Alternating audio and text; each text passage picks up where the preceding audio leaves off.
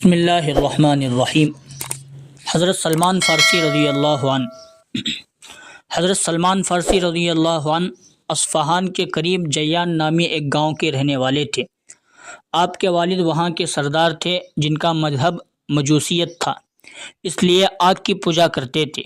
حضرت سلمان رضی اللہ عنہ کے والد ان کو کہیں جانے نہیں دیتے تھے۔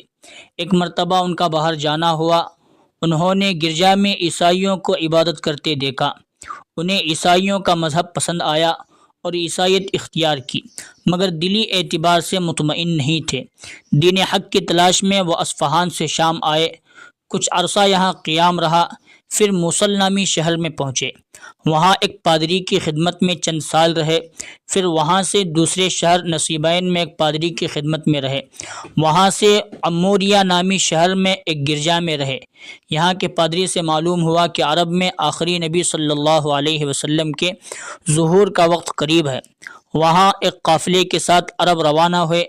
قافلہ والوں نے دھوکہ دیا اور غلام بنا کر ایک یہودی کے ہاتھ بیچ دیا۔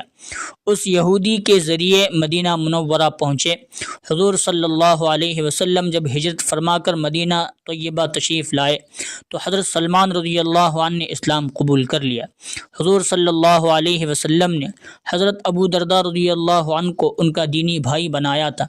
حضور صلی اللہ علیہ وسلم نے فرمایا، جنت تین آدمیوں کو بہت چاہتی ہے، علی، عمار اور سلمان کو۔ حضرت سلمان رضی اللہ عنہ بہت علم والے تھے، بڑے بڑے صحابہ ان کے علم کے معترف تھے۔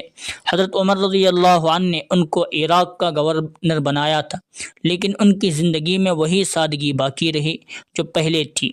حضرت سلمان رضی اللہ عنہ کا انتقال سن 35 ہجری میں ہوا۔